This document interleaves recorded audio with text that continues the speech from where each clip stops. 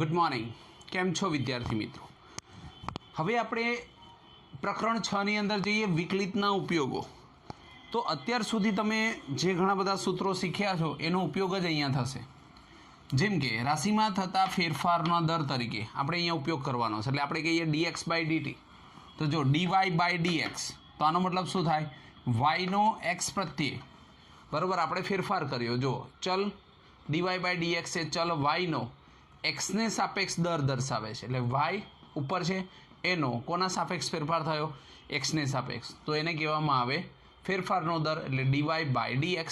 એટલે કે જે ચલ છે એનો જેના દ્વારા ફેરફાર કરવાનો હોય એ નીચે લખવાનો। જેમ કે y છે તો ઉપર dy, કોનાથી ફેરફાર કરવાનો છે? x પ્રત્યે, તો dx dy/dx બરાબર। જો તમને અંતર s માટે ટીની સાપેક્ષ થતા ફેરફાર એટલે કે સમયની સાપેક્ષ અંતર ફેરફાર થતો હોય કોઈ પણ વસ્તુનો, તો શું થાય? ds/dt સમયની સાપેક્ષ ફેરફાર થાય છે બરાબર। તો એનું વિકલિત શું થાય? ds/dt વેગ દર્શાવે છે।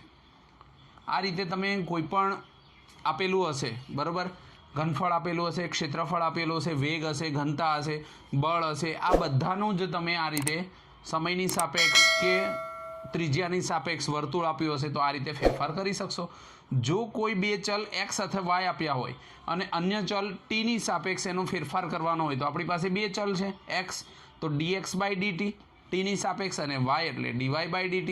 હવે આપણે શું જોઈએ? તો આ ફેરફાર થયો એટલે કે આપણે જો એને dy/dx નો ફેરફાર કરીએ તો ઉપર આવે dy/dt અને નીચે આવે dx/dt। આ તમે વિકલનમાં કર્યું હતું સાંકળના નિયમ તરીકે બરાબર। તો આ રીતે તમે ફેરફાર કરી શકો।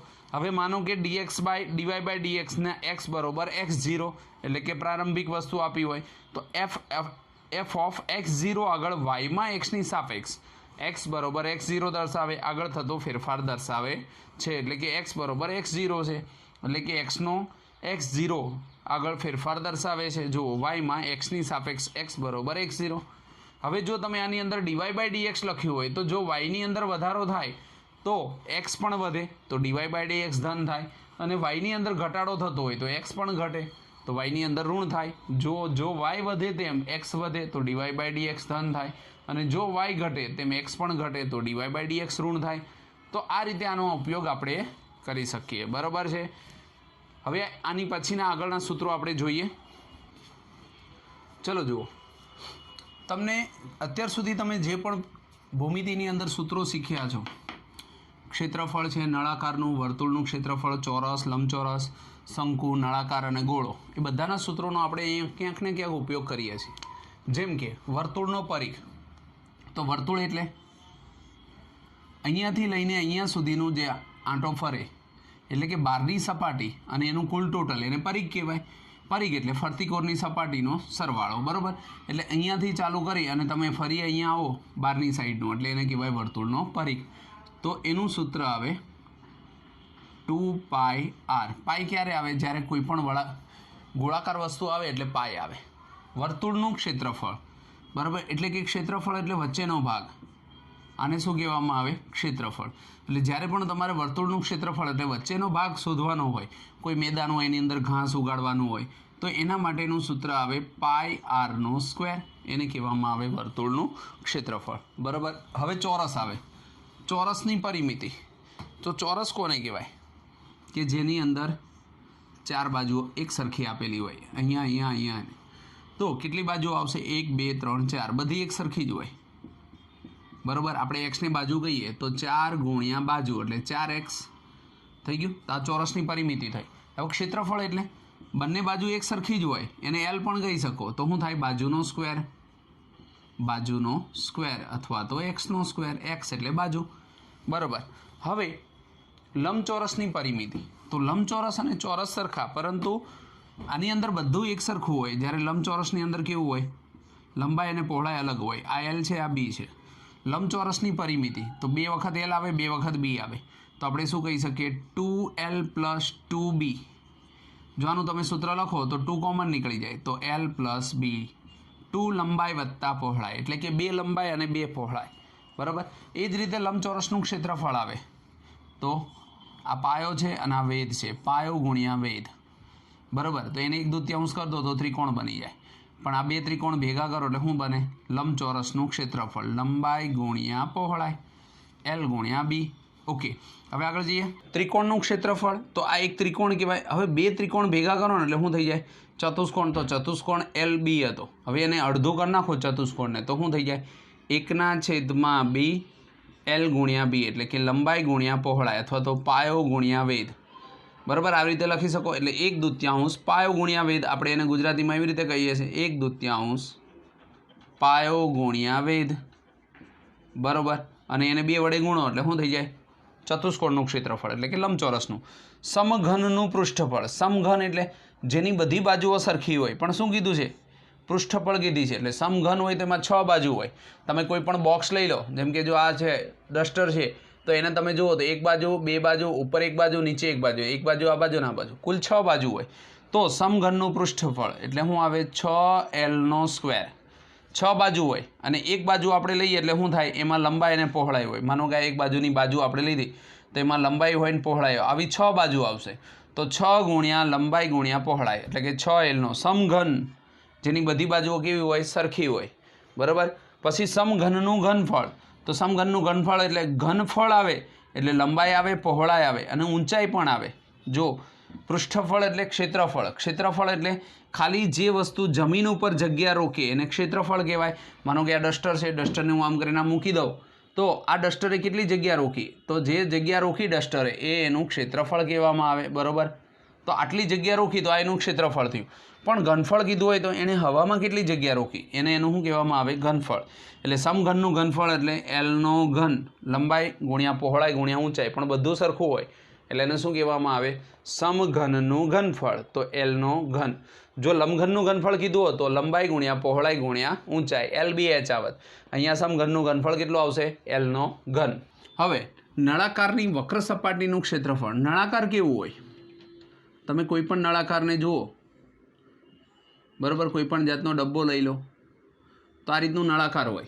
હવે નળાકારની વક્ર સપાટીનું ક્ષેત્રફળ કીધું તો આને કહેવામાં આવે પરિઘ, એટલે કે 2πr, અને આને કહેવામાં આવે ઊંચાઈ.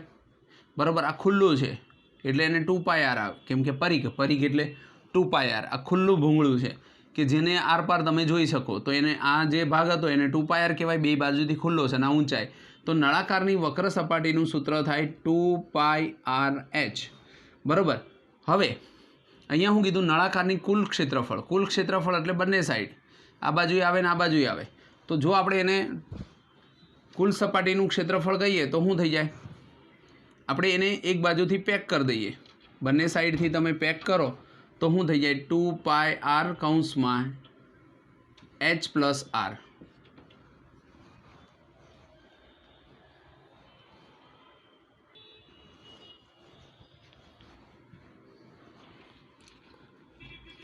નળાકારનું કુલ ક્ષેત્રફળ એટલે માનો કે તમારી પાસે નળાકાર છે તો નળાકારને તમે ખુલ્લું હતું એટલે વક્ર હતું એટલે ખુલ્લું એટલે 2πrh. હવે એને અહીંયાથી પેક કરી દેશો તો બંને બાજુથી પેક થઈ ગયું.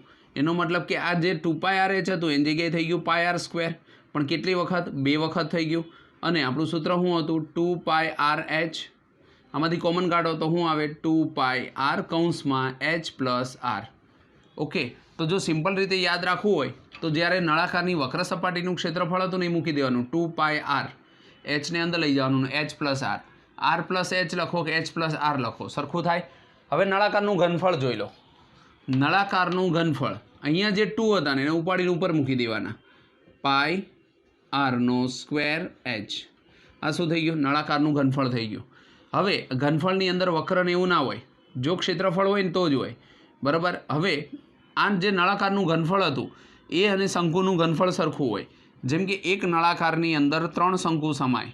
બરાબર. એટલે શંકુ નળાકાર કરતાં 3 ગણો નાનો હોય એટલે એનું સૂત્ર આવે 1/3 πr²h. બરાબર. આ શંકુનું ઘનફળ થઈ ગયું. હવે શંકુની વક્ર સપાટીનું ક્ષેત્રફળ જોઈતું હોય તો આપણે શંકુ દોરીએ. આ રીતનો જે ભાગ છે એને શું કહેવામાં આવે? શંકુ.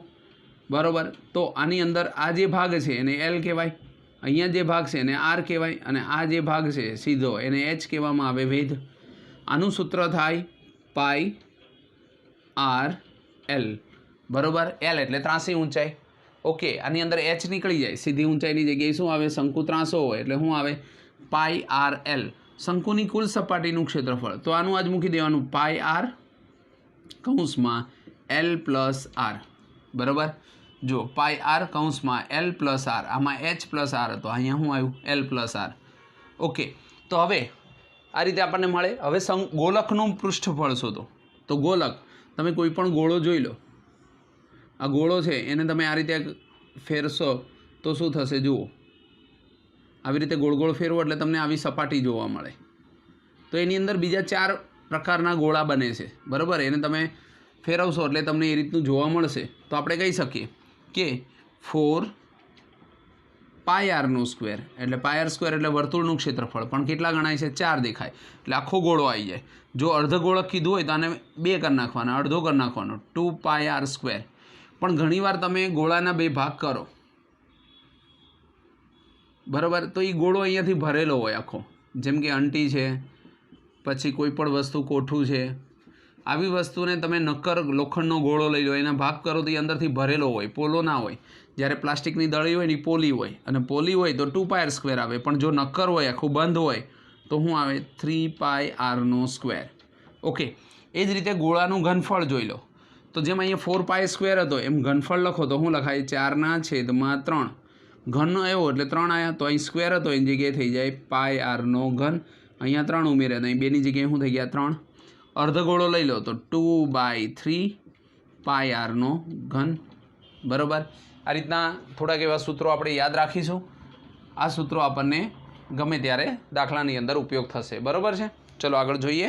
ચલો જુઓ, સ્વાધ્યાય 6.1ની અંદર દાખલા નંબર 1માં આપ્યું છે કે એમાં આર બરોબર 3 સેન્ટીમીટર અને બીમાં આર બરોબર 4 સેન્ટીમીટર. હવે તમારે જોવાનું કે આની અંદર તમને વર્તુળના ક્ષેત્રફળમાં ત્રિજ્યા આરને સાપેક્ષ થતા ફેરફારનો દર શોધો. શેના? ત્રિજ્યા આરને સાપેક્ષ આપણે ફેરફાર કરવાનો છે. તો આપણે જોઈએ તો અહીંયા આપણી પાસે શું આવશે? વર્તુળનું ક્ષેત્રફળ, વર્તુળનું ક્ષેત્રફળ એ બરોબર શું આવશે? વર્તુળનું ક્ષેત્રફળ શું હતું? પાય આરનો સ્ક્વેર.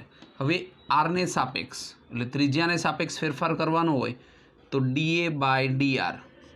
કોની સાપેક્ષ ફેરફાર કરવાનો છે? આરને સાપેક્ષ, બરોબર. 2 પાય આર, 2 આગળ આવે, પાય એમનેમ, પાય અચળ પદ છે. જ્યારે આરના સ્ક્વેરનું વિકલન શું થઈ જાય? 2r થઈ જાય. આરનું શું થાય? 1, બરાબર. કેમ કે આરને સાપેક્ષ આપણે કરીએ છીએ. જેમ dA/dx હોય તો એક્સનો સ્ક્વેર આપ્યો હોય તો આપણે શું લખીએ? 2x લખીએ, એક્સનો 1 થઈ જાય. એમ અહીંયા આપણને આર આપ્યો છે તો આરને સાપેક્ષ કરવાનું છે, તો dA/dr, પાય એમનેમ, અને આરનો 2r, અને આરનું શું થઈ જાય? આરના સ્ક્વેરનો 2r, આરનું થઈ જાય 1, તો 2 પાય આર આવ્યું. હવે આ જે આવ્યું આપણને એમાં આરની કિંમત કેટલી આપી છે? 3 આપી છે. તો આપણે આ રીતે લખી શકીએ dA/dr. પછી શું લખવાનું? આર બરોબર કેટલા લેવાના છે? 3. માટે અહીંયા આપણે કહી શકીએ કે 2 પાય અને આરની જગ્યાએ કેટલા? 3, તો 3 દૂને 6, 6 પાય. તો dA/dr બરોબર કેટલો જવાબ આવશે?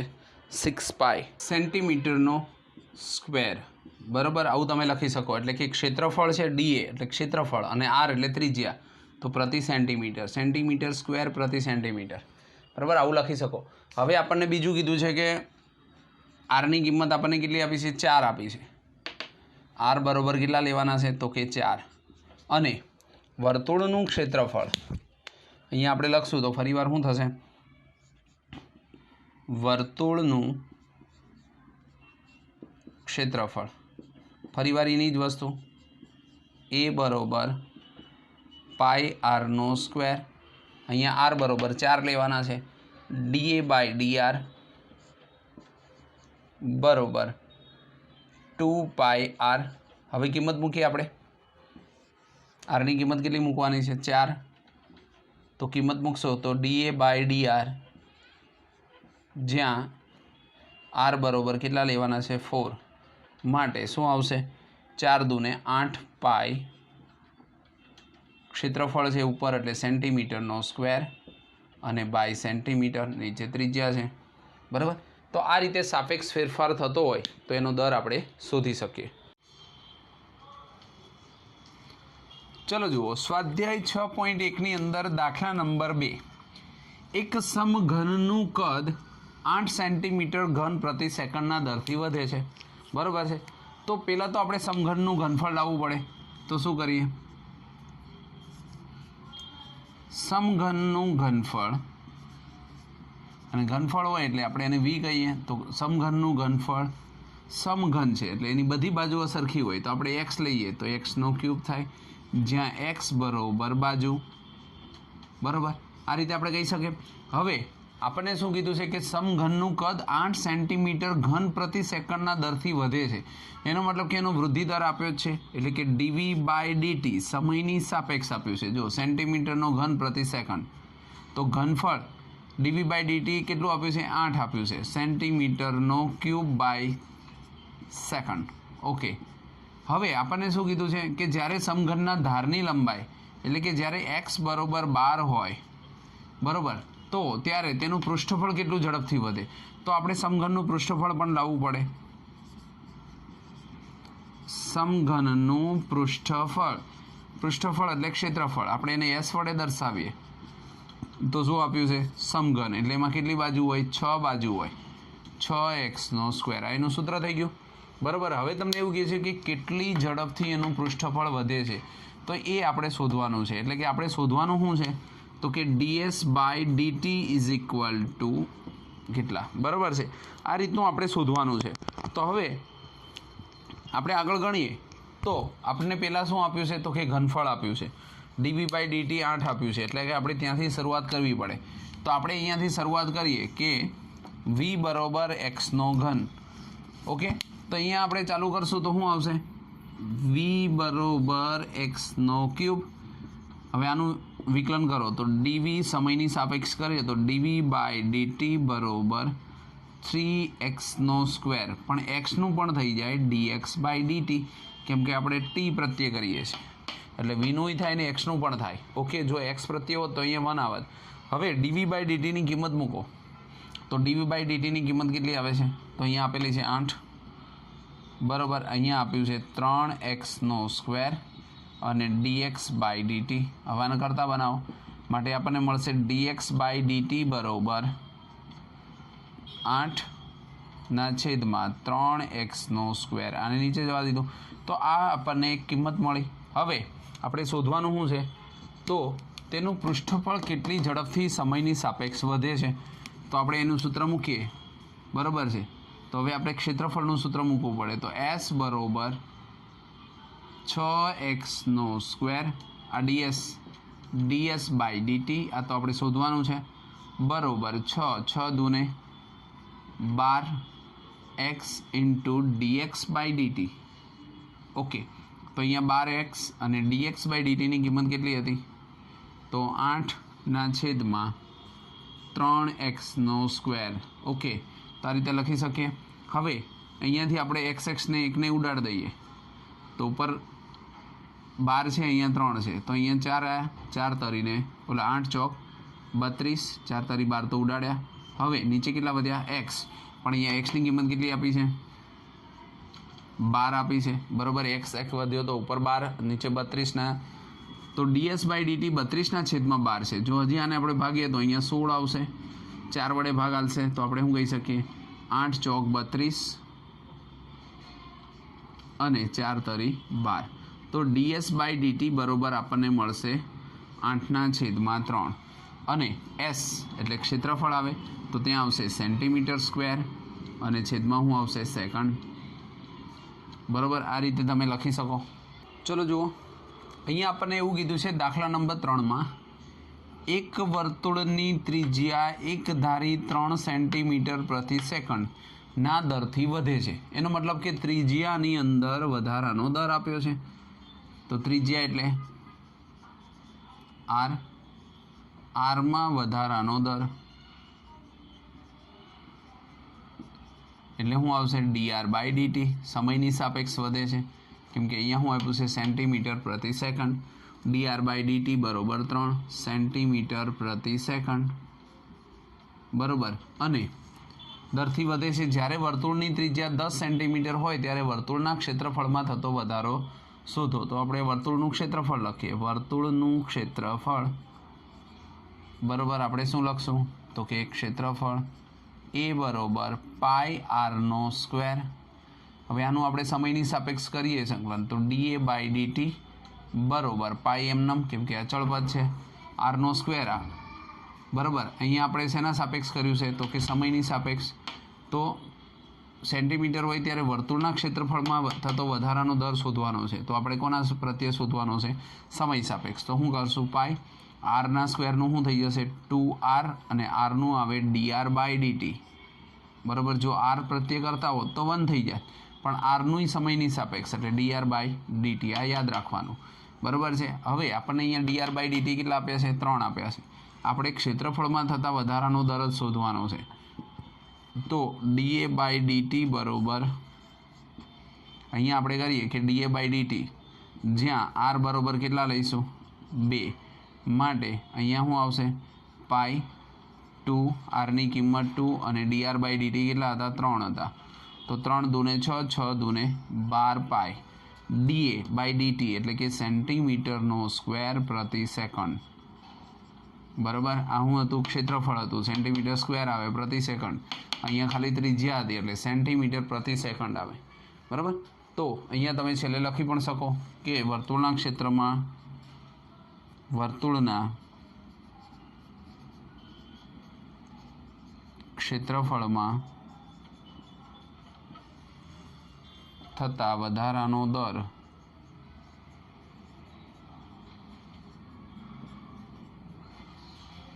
બાર પાઈ સેન્ટીમીટર સ્ક્વેર પ્રતિ સેકન્ડ છે બરાબર છે. તો આ રીતે આપણે ગણી શકીએ. ચલો જુઓ દાખલા નંબર 4. એક સમઘનની ધાર 3 સેન્ટીમીટર પ્રતિ સેકન્ડના દરથી વધે છે બરાબર છે. અહીંયા આપણે ધારી લઈએ, અહીંયા આપણને શું આપ્યું છે, સમઘનની ધાર આપી છે. તો સમઘનની આપણે એવું માનીએ સમઘનની ધાર x છે ધારો બરાબર. તો કે સમઘનની ધાર કેવી છે, x છે એવું આપણે ધારી લીધું. હવે અહીંયા આપણને સમયની સાપેક્ષ આપ્યું છે dx બાય dt. જો સેન્ટીમીટર પ્રતિ સેકન્ડ, તો ધાર છે એ 3 સેન્ટીમીટર પ્રતિ સેકન્ડથી વધે છે બરાબર, દરથી વધે છે. જ્યારે સમઘનની ધારની લંબાઈ 10 હોય ત્યારે સમઘનનું ઘનફળ કેટલા ઝડપથી વધે છે. તો આપણે શું શોધવાનું છે, સમઘનનું ઘનફળ. સમઘનનું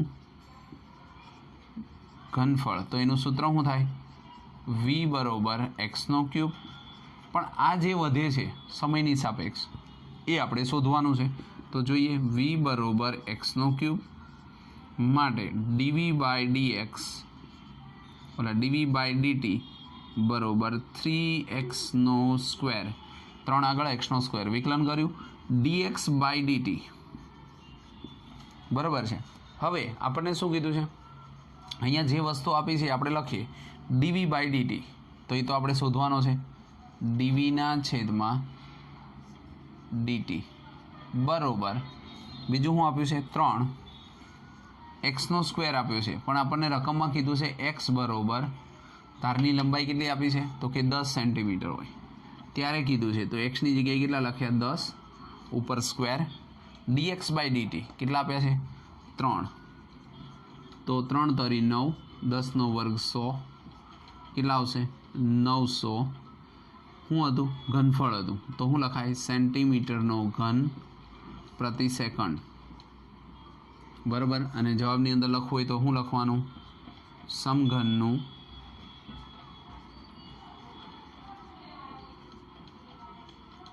ઘનફળ 900 સેન્ટીમીટરનો ક્યુબ પ્રતિ સેકન્ડ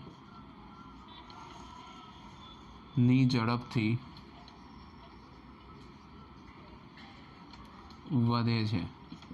ઓકે, તો આ રીતે તમે લખી શકો. ઓકે.